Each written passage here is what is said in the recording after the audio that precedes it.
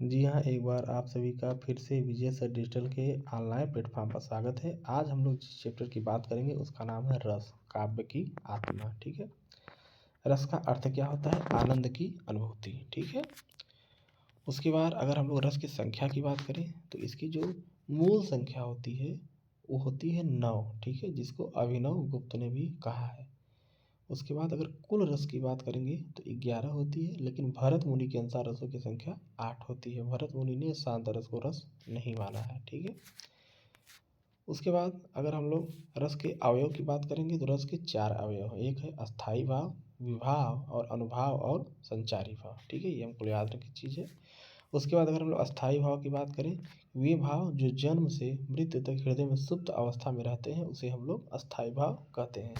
अगर अस्थाई बात की हम लोग बात करेंगे तो रति, हास, शोक, जुगुप्सा, भयानक, क्रोध, उत्साह, जुगुप्सा, विस्मय और निर्वेद। उसके बाद विभाव क्या होता है, ठीक है। विभाव क्या होता है कि भाव जगाने के कारण, भाव कैसे जगता है, ठीक है, किस चीज़ को देखकर जगता है। उसमें 2 प्रकार होता है, एक आलम्बन और एक उद्दीपन। आलम्बन में भी आपके आश्रय और विषय आते हैं। विषय का मतलब होता है जिस विषय को देखकर आपके मन में भाव जगे उसे हम लोग विषय कहते हैं, और जिसके मन में भाव जगा है उसे हम लोग आश्रय कहते हैं, ठीक है। और उद्दीपन की अगर हम लोग बात करेंगे तो ऐसा वातावरण जो भाव को और बढ़ा दे, ठीक है, आपके अंदर जो भाव उत्पत्ति हुई उसको और बढ़ा दे, ठीक है। नेक्स्ट बात करेंगे अनुभाव। अनुभाव का मतलब होता है कि जो आपके अंदर अस्थाई भाव है उसके बाद आपकी शरीर की प्रतिक्रिया क्या हो रही है, ठीक है। भाव जागने के बाद की शारीरिक चेष्टाएं 4 प्रकार की होती हैं। एक वाचिक, आहार्य, कायिक और सात्विक। वाचिक का अर्थ होता है बोलना या चीखना। अगर आपके अंदर ऐसा कोई भाव जगह जिससे आपको बोलना और चीखना पड़ रहा है तो वाचिक के अंतर्गत आता है, ठीक है। और आहार क्या होता है? वेशभूषा। अगर आपको कहीं खुश हैं, आप अच्छे हैं, शादी ब्याह में जा रहे हैं तो आपको तैयार होगा तो आपको दिखेगा, तो इसका मतलब आपके अंदर आहार अनुभव निकल रहा है, ठीक।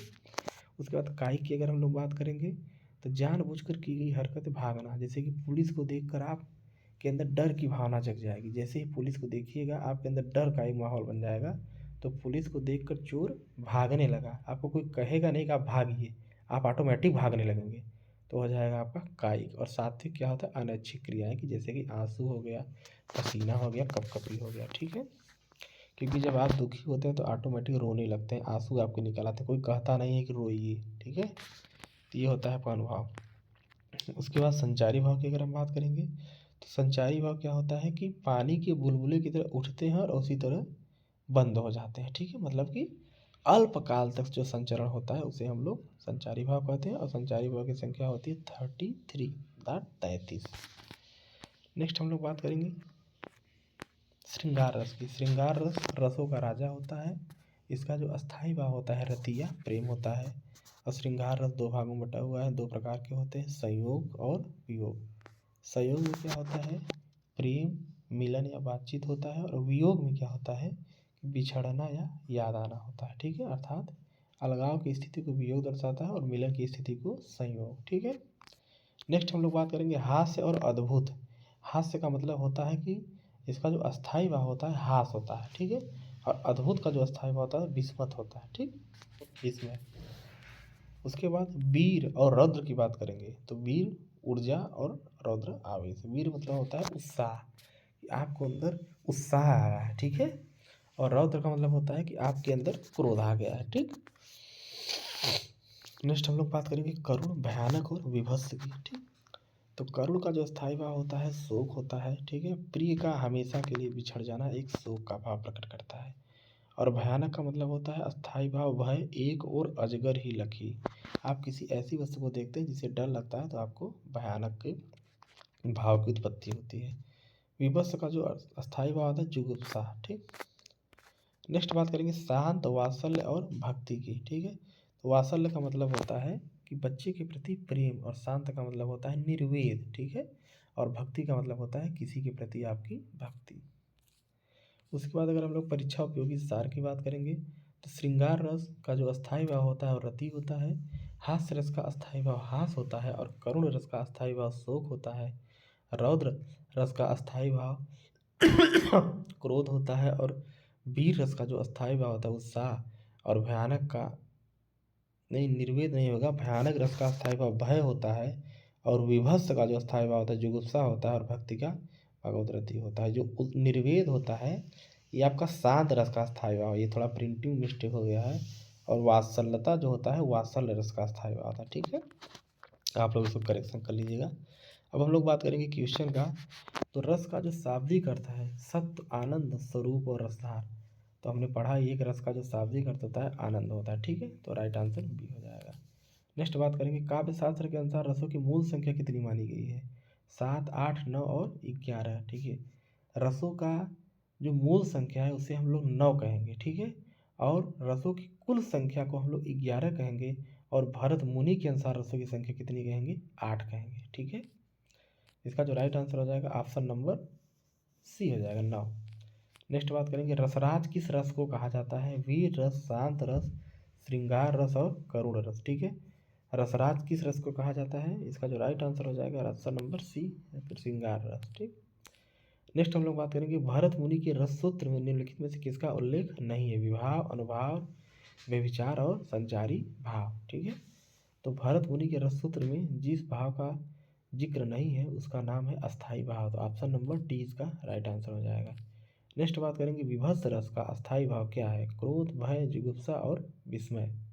देखिए, क्रोध जो होता है रौद्र रस का स्थायी भाव है, भयानक का भय हो जाता है, विभत्स का जुगुप्सा और अद्भुत का विस्मय। तो इसका जो राइट आंसर हो जाएगा ऑप्शन नंबर सी।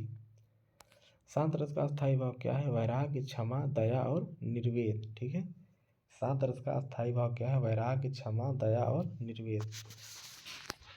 तो शांत रस का जो स्थायी भाव होता है निर्वेद, ऑप्शन नंबर डी। ठीक है, नेक्स्ट बात करेंगे, संचारी भाव की कुल संख्या कितनी मानी गई है? 9, 27, 33 और 45। ठीक है, संचारी भाव की संख्या जो कुल है वो है 33। इसका जो राइट आंसर हो जाएगा ऑप्शन नंबर सी। और जो राइट ऑप्शन नंबर ए में लिखा है 9, यह होती है रसों की मूल संख्या। ठीक, नेक्स्ट बात करेंगे, शोक किस रस का स्थायी भाव है? शांत, करुण, रौद्र और वीर। शांत, करुण, रौद्र और वीर। तो किस रस का स्थायी भाव है? तो शोक जो है करुण रस का स्थायी भाव है। इसका राइट आंसर हो जाएगा ऑप्शन नंबर बी, क्योंकि शांत निर्वेद है और रौद्र का क्रोध और वीर का उत्साह। विभाव, अनुभाव और व्यभिचारी भाव के संयोग से रस की निष्पत्ति होती है, यह कथन किसका है? भामह, भरत मुनि, मनमट और जगन्नाथ। अच्छा क्वेश्चन है, तो इसका जो राइट आंसर हो जाएगा ऑप्शन नंबर बी, भरत मुनि। वीर रस का स्थायी भाव क्या होता है? क्रोध, उत्साह, गर्व और वीरता। वीर इसका जो स्थायी भाव होता है उसका राइट आंसर हो जाएगा ऑप्शन नंबर बी, उत्साह। नेक्स्ट बात करेंगे, अखिल भुवन चर अचर सब, हर मुख में लखिमात, चकित भई गद वचन, विकसित त्रिपुलकात। इनमें से कौन सा रग है? वात्सल, भक्ति, अद्भुत। ऐसे जब भी क्वेश्चन आएंगे कि इस पंक्ति में कौन सा रग, देखिए इतनी सारी पंक्तियाँ हैं कि आप इसको याद ही नहीं कर सकते हैं कभी। तो उस पंक्ति को 1-2 बार पढ़ना है और उसमें से जो क्लू मिलेगा उसी के अनुसार आंसर लगाना है। देखिए, अखिल भुवन चर अचर सब, हर मुख में लखिमात, चकित भई गदगद वचन, विकसित त्रिपुर। इसमें जो चकित शब्द आया है, चकित भई गदगद वचन, अर्थात किसी भी देख को वस्तु को देखकर चकित हो जाना, वो किसके अंतर्गत आएगा? अद्भुत के अंतर्गत। तो इसका जो राइट आंसर हो जाएगा ऑप्शन नंबर सी। नेक्स्ट बात करेंगे, विस्मय किस रस का अस्थायी भाव है? हास्य रस, शांत रस, अद्भुत और विभित्सा। तो विस्मय जो होता है अद्भुत रस का अस्थायी भाव होता है। देखिए, हिंदी में आप पढ़ रहे हैं कितना भी, लेकिन अगर आप क्वेश्चन नहीं कर रहे हैं, हिंदी का कोई भी विषय हो, हिंदी प्रैक्टिस करना बहुत ज़रूरी है। आप क्वेश्चन को करिए, उसके चारों जो ऑप्शन है उसको देखिए, आपकी तैयारी उस टॉपिक में खुद ब खुद हो जाएगी। ठीक है, तो आप क्वेश्चन जितना हो सके उतना क्वेश्चन करिए और उसके चारों ऑप्शन का सही से एनालिसिस करिए। ठीक है, उसके बाद अपना एक शार्ट नोट्स बनाइए, उसे रिवीजन करिए, काम खत्म। भरत मुनि ने रसों की संख्या कितनी मानी है? 8, 9, 10 और 11। भरत मुनि ने रसों की संख्या कितनी मानी है? 8 मानी है। और 9 जो ऑप्शन है रसों की मूल संख्या की बात करता है, और 11 जो ऑप्शन है वो बात करता है क्या? रसों की कुल संख्या की बात करता है। जो ऑप्शन नंबर 10 है, अगर हम लोग वर्णमाला में जाएंगे तो उच्चारण के आधार पर स्वरों की संख्या है 10। ठीक है, नेक्स्ट बात करेंगे, रौद्र रस का अस्थायी भाव क्या है? भय, घृणा, शोक और क्रोध। देखिए, यहाँ पे क्वेश्चन भले ही रौद्र रस का स्थायी भाव पूछा, लेकिन आपको चारों ऑप्शन का पता होना चाहिए। ठीक है, तो रौद्र रस का स्थायी भाव क्या है? क्रोध हो जाएगा, ऑप्शन नंबर डी। मेरे तो गिरधर गोपाल दूसरों न कोई, जाके सिर मोर मुकुट मेरो पति सोई। इन पंक्तियों में कौन सा रस है? मेरे तो गिरधर गोपाल की बात हो रही है, दूसरों न कोई, ठीक है। यहाँ पे नेक्स्ट ऑप्शन हो जाएगा ऑप्शन नंबर बी, करुण श्रृंगार रस। यहाँ मीराबाई का कृष्ण के प्रति प्रेम प्रकट हो रहा है, ठीक है। नेक्स्ट, अनुभाव के कितने भेद होते हैं? 2, 4, 6 और 8। अनुभाव के 4 भेद होते हैं, ठीक है। सात्विक, कायिक, आहार और वाचिक, ठीक है। Option number B.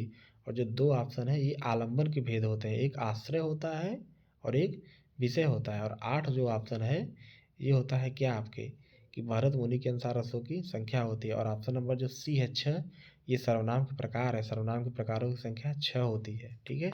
और समास भी 6 प्रकार के होते हैं। नेक्स्ट हम लोग बात करेंगे सात्विक अनुभाव की संख्या कितनी है? 5, 7, 8 और 10।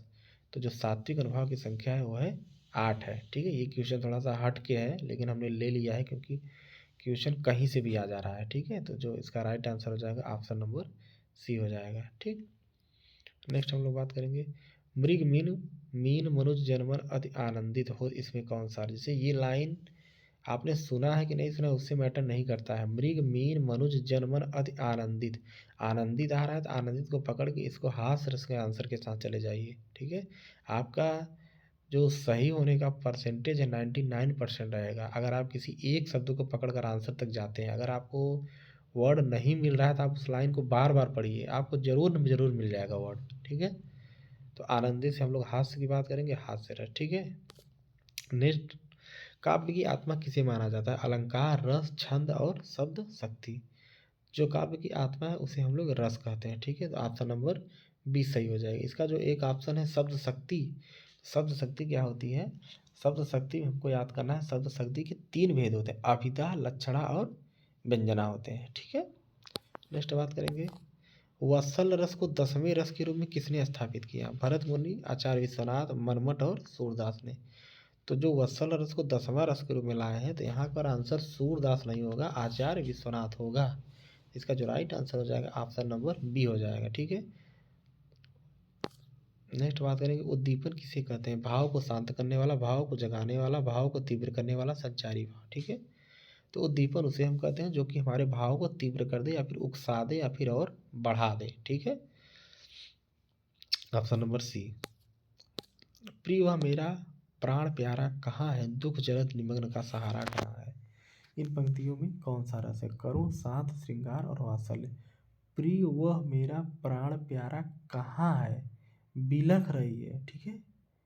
अगर यहाँ पे करुण रस ना होता तो इसका आंसर श्रृंगार रस में चला जाता क्योंकि वियोग श्रृंगार रस, ठीक है। वियोग की बात हो रही है लेकिन अगर करुण दिया है तो इसका जो राइट आंसर हो जाएगा करुण रस होगा क्योंकि ऑलरेडी करुण दिया हुआ है। और इस जो प्रिय वह मेरा प्राण प्यारा का शोक की बात हो रही है, ठीक है।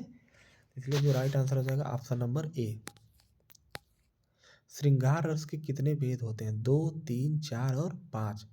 श्रृंगार रस के 2 भेद होते हैं, ठीक है, संयोग और वियोग।